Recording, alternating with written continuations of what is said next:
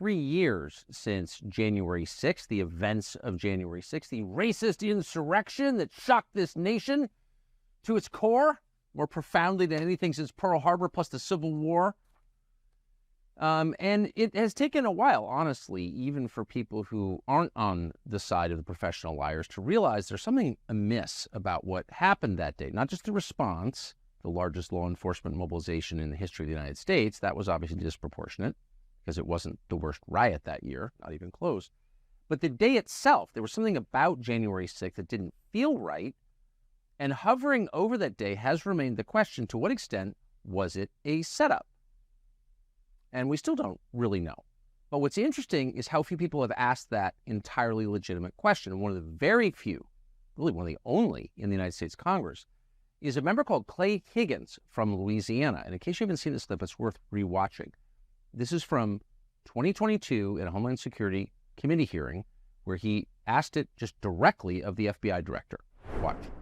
Did the FBI have confidential human sources embedded within the January 6th protesters on January 6th of 2021? Well, Congressman, as I'm sure you can appreciate, I have to be very careful about what I can say about when. Even now, because that's what you told us 2 years ago. May I finish? About when we do and do not, and where we have and have not used confidential human sources. But to the extent that there's a suggestion, for example, that the FBI's confidential human sources or FBI employees in some way instigated or orchestrated January 6th, that's categorically false. Did you have confidential human sources dressed as Trump supporters inside the Capitol on January the 6th prior to the doors being open? Again, I had to be very careful. It should be a no. Can you not tell the American people, no, we did not have confidential human sources dressed as Trump supporters positioned inside the Capitol? Gentleman's time has expired. You should not read anything into my decision not to share information. Director Ray, confidential human gentleman's time has expired. What a sleazy, repulsive little authoritarian liar Chris Wray is. That's obvious when you watch that tape. The sad part is so few tapes like that exist because so few have confronted him directly and asked questions to which the entire country has a right to know the answer, like that one. Clay Higgins did that. Congressman from Louisiana, Lafayette, joins us in studio. Congressman, thanks so much for coming on. Thank you for having me, Tuck. So that was over a year ago that you asked that question, which is a central question, and you asked it, as I think is appropriate, without any embarrassment at all on behalf of your constituents and the rest of the country. Are you any closer to the answer now? Well, we're closer to being in a position where we can reveal the answers that we already have. Much of the evidence that we have compiled from investigative effort and over the course of the last couple of years, some offices like my own sort of operating in silos of investigative endeavor, have now been able to come together now that we have a Republican majority and we have access to the staffs of the appropriate investigative committees. And so I sit on the oversight committee, and we Republicans run that committee now, and therefore we control the staff. So when you can magnify the efforts that individual members of Congress have pushed within our own offices, when you can magnify those efforts by the skill and the numbers of staff from the committees, you get a lot of evidence reviewed professionally and aligned and assembled into essentially a case file.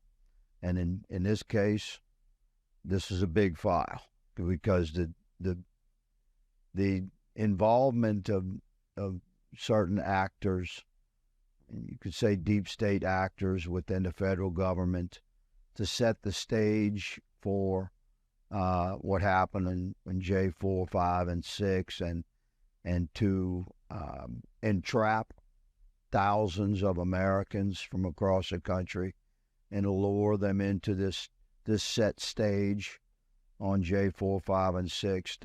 The people that were involved in that is quite a large web. So yes, sir, we do have a great deal of evidence compiled, and we're gradually, professionally rolling that evidence out.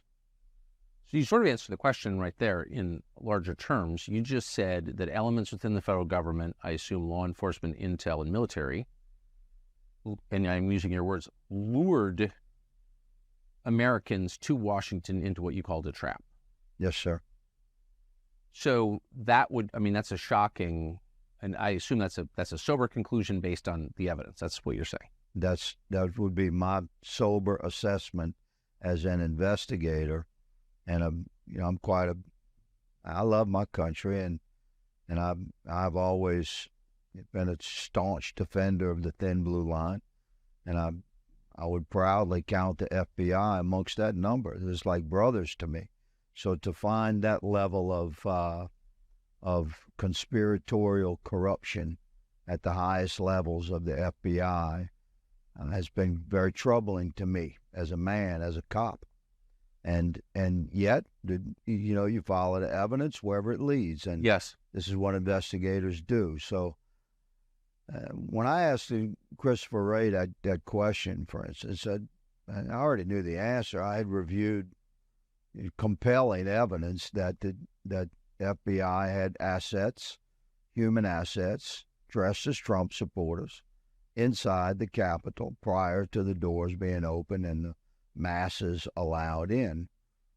So I knew that the FBI was deeply involved. I'd seen evidence, even at that time, with that the FBI had embedded themselves into various groups online across the country of Americans who were essentially voicing their concerns and airing their grievances with each other about COVID oppression. And those Americans were targeted by the FBI, almost universally Republicans and largely Trump supporters. But the FBI worked undercover to infiltrate those conversations and become a significant part of those individual Americans' communications. And when you dig into the evidence that we've had revealed through some criminal cases that I've followed and worked with the families of J6 political detainees and Americans that have been persecuted for their involvement in the Capitol that day, and some of that evidence is shockingly reveals that the FBI agents that were operating undercover within the online groups across the country were the first ones to plant the seeds of suggestions of a more radical occupation of the Capitol, and they were sort of testing the waters of who amongst that group would begin acknowledging that, maybe we should do that. Maybe we should plan for an occupation like that. But if you look at the origins of those conversations, they were started by the FBI undercover guy that was operating inside the group. And then months later, on January 4th, 5th, and 6th, many of those Americans met for the first time in person when they gathered for the massive rally where American patriots assembled to object to everything that had happened during 2020, the COVID oppression, and the stunning results of what we believe was a compromised election cycle in November 2020. So Americans gathered at their own capital to appropriately air grievances and protests at their capital, but embedded amongst their number was an FBI asset that had been working from within their group online for many months. So this was the level of manipulative effort that the FBI invested into American citizenry and our assembly online to exercise our rights under the First Amendment, to talk to each other about whatever we want to talk about, including the insidious oppressions of COVID that we were suffering across the country. So, and our concerns about where the election was going, the whole mail-in ballot thing, we could see the stage was being set for a compromised election cycle, possibly. And to our horror, that's what happened. So FBI had fingerprints on this thing for many months prior to J4, 5, and 6. I want to go back to something you said in the first sentence, which is you have seen evidence, and that spurred your questions to Chris Wray, that there were FBI assets dressed as Trump supporters within the Capitol. So that is proof of entrapment, because, of course, the federal government could have prevented entry into the Capitol building. There aren't that many doors. You work there, you know. But they allowed people in on purpose to entrap them. That's what that proves, I think. Does it not? Well, it's certainly condemning. It's another piece of the strategy that the government employed to sort of complete the entrapment of Americans that they had infiltrated and then prodded and provoked with those original seeds planted of actions like, you know, what type of gear to wear and just in language that incited behavior that could go the wrong way. You know, pushing actions of legal and legitimate peaceful protests to an edge where those Americans would likely not have gone had they not been, you know, encouraged by the FBI plant amongst their number that they didn't know was there. So by the time it was actually J6 and you had masses of Americans assembled outside the Capitol, almost like 99.9%, 100% peaceful. On the inside, you had FBI assets dressed as Trump supporters that knew their way around the Capitol. Before the doors even open. Before the doors open. Or else how are you going to get around the Capitol? You've been there many times. You need a guide to get from whatever door you go in. It's a labyrinth. It's a maze inside there. So that's right. So there's no way, just Americans, most of which have never been to the Capitol, there's no way they can come in some random door that gets opened and then get their way directly to the statuary or the House chamber or the Senate chamber. It's just not possible. So the FBI assets that were dressed as Trump supporters that were inside the Capitol were there, I believe, and evidence indicates that they were there to specifically wave in the Trump supporters that had gathered outside the Capitol, and the doors opened and they were allowed in. And on the inside were there's some more Trump supporters, but really those were FBI assets, law enforcement assets that knew their way around the Capitol. And they waved those guys in, said, come on, follow us. And they're the ones that led them on the path directly. How do you think a guy's never been to the Capitol, gonna come into the Capitol all amped up on emotion and make his way straight to Nancy Pelosi's office? Come on. It's like I couldn't get it. There's no way. I've been there for 7 years. Could come in some random door at the Capitol and make my way to Nancy Everything Pelosi's is unmarked. I mean, those leadership offices are unmarked. So how would you know It's that? confusing That's to get right. around in the Capitol. Every American that has been there knows this. When you go on a tour, you bring your family to D.C., you go through the Capitol, you have to have a guide.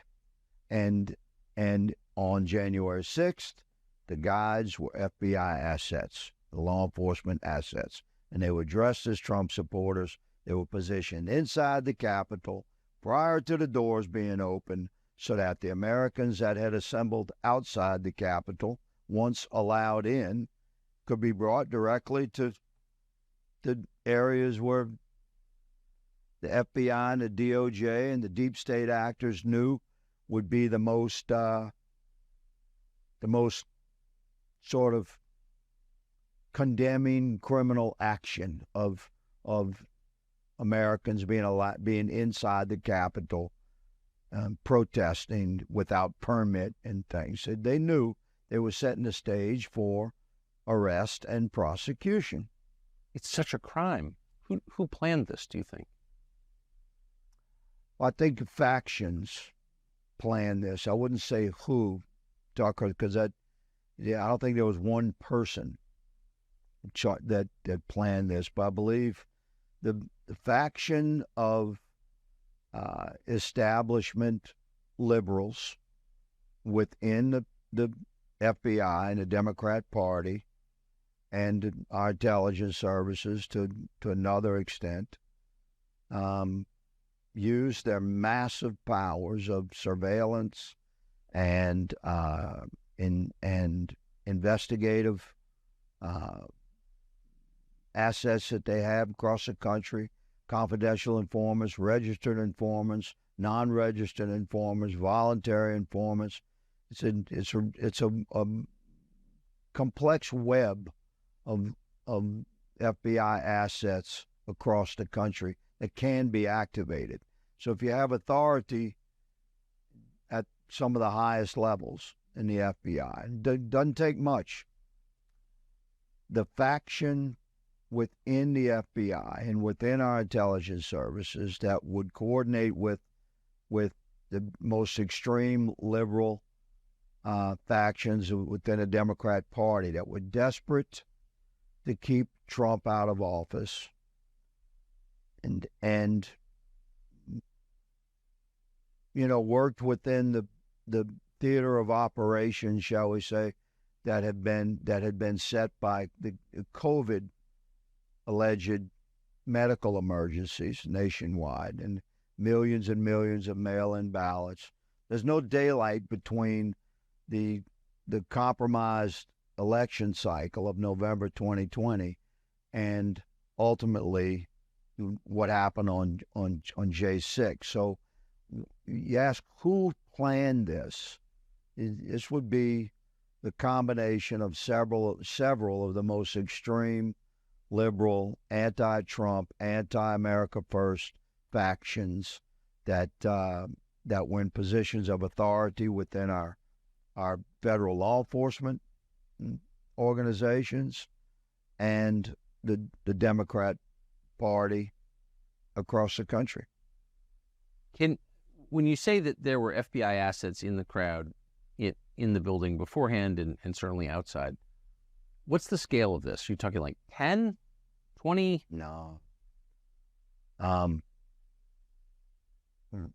Based upon some very conservative but like hard investigative effort, evaluation of the numbers, from putting together eyewitnesses and videos and affidavit statement and whistleblower statements and court records that have been revealed through individual criminal cases where J6 defendants have been prosecuted and smart attorneys have forced admissions by the DOJ and the FBI, but those admissions have been sealed within the parameter of that criminal case by protective order by the judge, so I can't share them, but I've seen them. So real hard, objective, and conservative estimates would put the number of FBI assets in the crowd, outside, and working inside at well over 200. 200? Yeah. Yeah. So you're in law enforcement? Yeah. Before you came to Congress in the military as well? That's an extraordinary number. Is it? Well, no. When you think about the scope of the operation, if you were going to do this, you would need that but number. Relative to, so like when, I don't know, Minneapolis burned down, or when St. John's, the Episcopal Church across from the White House in Lafayette Square, was set ablaze, and all those Secret Service agents were injured. Were there 200 FBI assets in the crowd among Antifa then? I mean, I don't know how many undercover agents the FBI would have in a situation like that, but J6 was the final act prior to arrest and prosecution of Americans that were identified as Trump supporters. I mean, their objective was to destroy the entire MAGA movement, to forever stain the patriotic fervor that was associated with the America First MAGA movement that had won in 2016 and we believe won again in 2020. And the establishment on both sides, of both major parties, were determined to smash that out of existence, not just by defeating Trump, but by destroying the reputations of the movement itself, by creating this narrative that was totally false, but was heavily pushed, that MAGA Republicans, America First Republicans, are somehow a danger to our republic and a domestic terror threat, which is a whole nother story about what the FBI has done to tagging Americans as suspected domestic terrorists and following us as we travel across the country. But the bottom line is that 200, I believe, is a conservative number. Personally, I think there's many more, but a number that I'm comfortable going on record with is that we believe that there were easily 200 FBI undercover assets operating in the crowd, outside the Capitol, embedded into groups that entered the Capitol or provoked entry of the Capitol, and working with FBI assets that would have included Metro Police and Capitol Police that would dress as Trump supporters inside the Capitol, because those were the guys that knew their way around the Capitol. So given the scope of the operation and the number of doors where entry was allowed or even encouraged, then the number of people that were actually outside the Capitol and that entered, we believe 200 is a conservative number. Yes, sir. It's shocking what you're saying. It confirms everyone's worst suspicions about this. It's clearly true. Did you come across any evidence that the DOD, the military, either Defense Intelligence Agency or National Guard or any part of the U.S. military played any role in this at all? I have not seen that. I've heard the echoes of that suspicion, and I have observed circumstantial evidence that has been presented to me that I have reviewed, but to me, it does not rise to the level that I would call actionable from an investigative perspective. So there was some suspicion, but in law enforcement, the thresholds you're looking across is reasonable suspicion that would prompt a criminal investigation, and then the next threshold is probable cause, which you need for arrest. And then, of course, in our system, finally, the last threshold is conviction and guilt beyond a reasonable doubt. So, I did review evidence, Tucker, regarding some suspicions of military involvement in some way,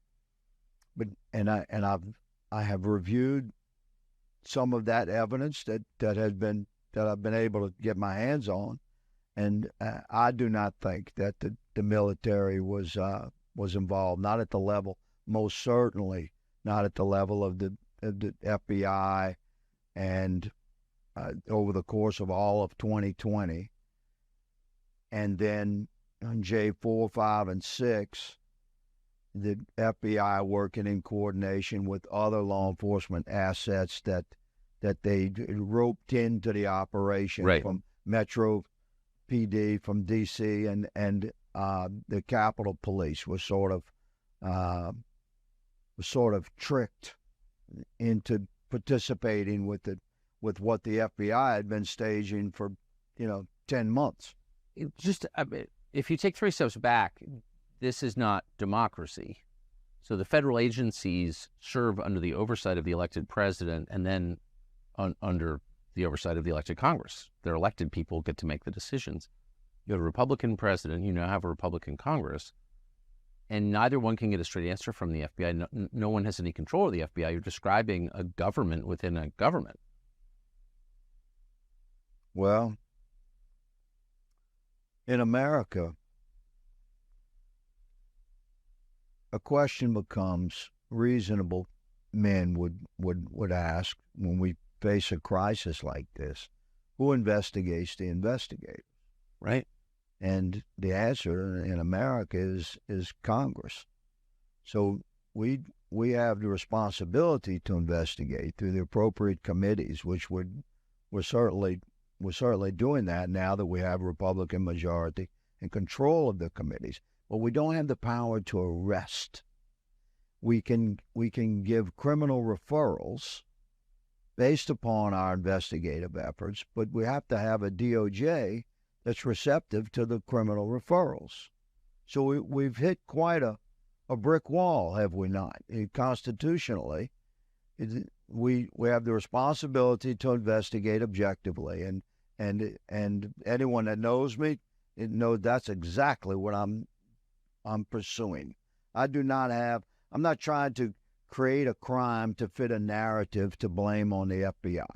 I'm following the evidence, and to my horror, it implicates our FBI at the highest level, and a conspiracy within our government at the highest level to create to set the stage for a compromised election cycle in 2020, and then the actions that took place on J4, 5, and 6, and then the criminal investigation, arrest, and prosecution of Americans that they were able to entrap and document with the thousands of cameras that were operating that day, and use that evidence that they knew they were setting up to investigate, arrest, and prosecute the Americans that they had entrapped.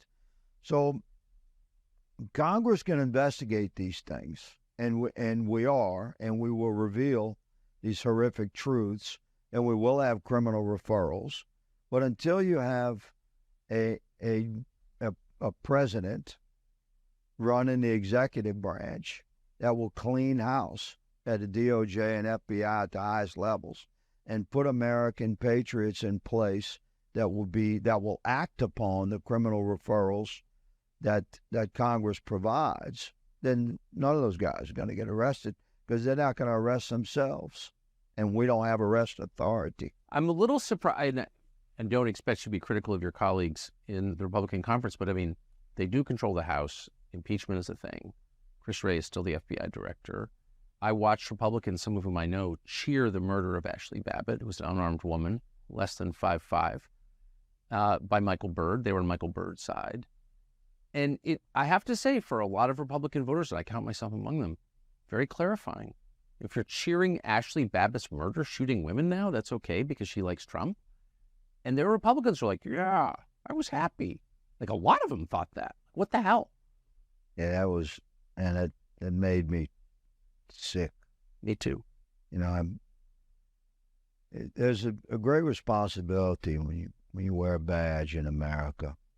I mean, think about it. To be the designated servant of your community that has the authority to deny the freedom of a fellow American in the land of the free. Like, that's a heavy responsibility.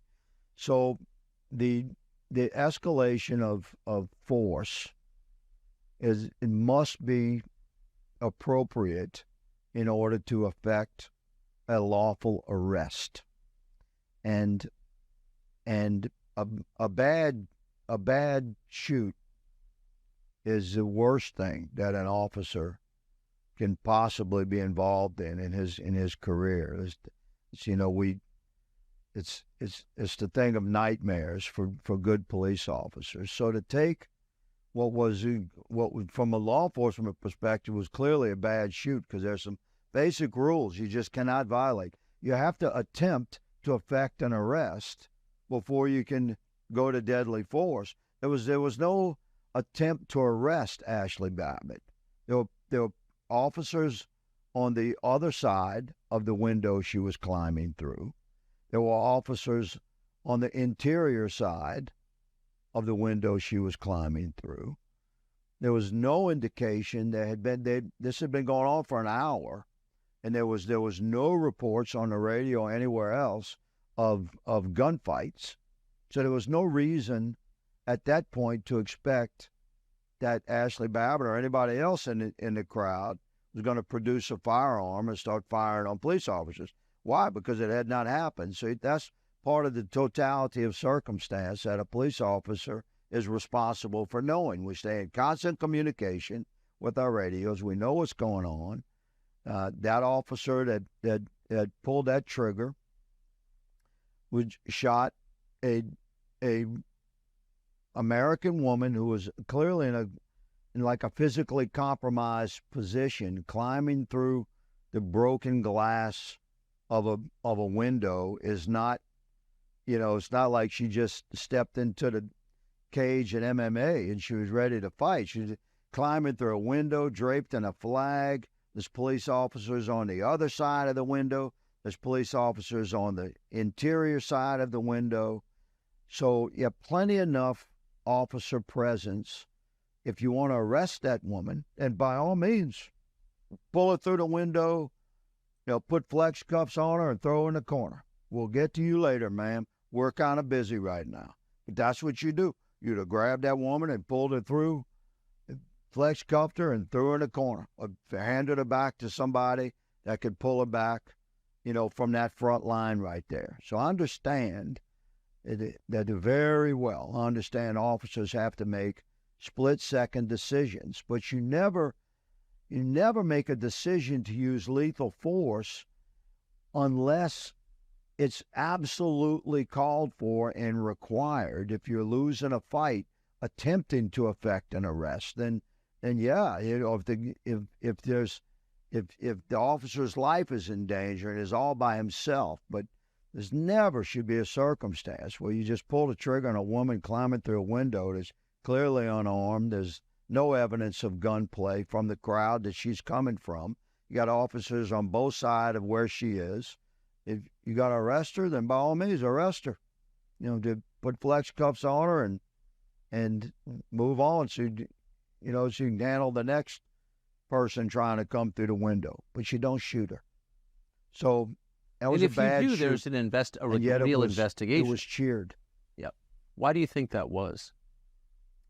And there's this insanity that has taken hold in the minds and hearts of many otherwise reasonable American citizens, where they hate Trump so much, like they're so deeply embedded, and they've sold their souls to the establishment, that when we had an America First president and he like stopped the military industrial complex forward momentum, and he began restoring power to individual members of Congress and restoring individual rights and freedoms and sovereignty of the state, and he took away the actions of the cartels and brought this real common sense approach to the executive branch, and was leading our country in that beautiful direction.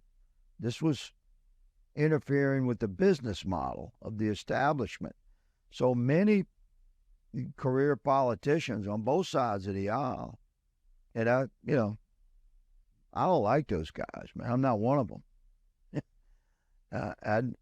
I serve my country in Congress, but I don't consider myself a politician by any means. I'm a servant to we the people. But some of these guys, man, they pop out of the womb to be politicians. They get groomed their whole life, to be a career politician. And those are the ones that had this instinctive cheer for something really bad happening to a Trump supporter. They'd their true color showed in that moment, and it was an ugly color.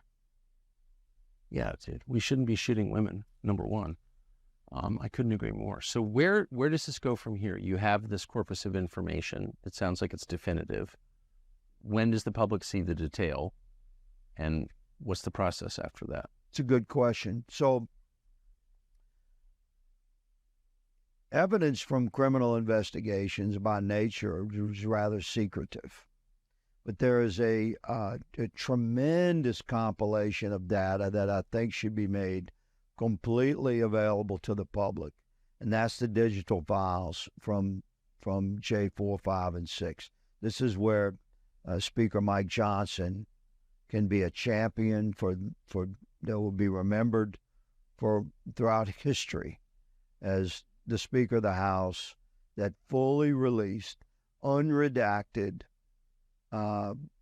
digital files from J4, 5, and 6 completely to the American people.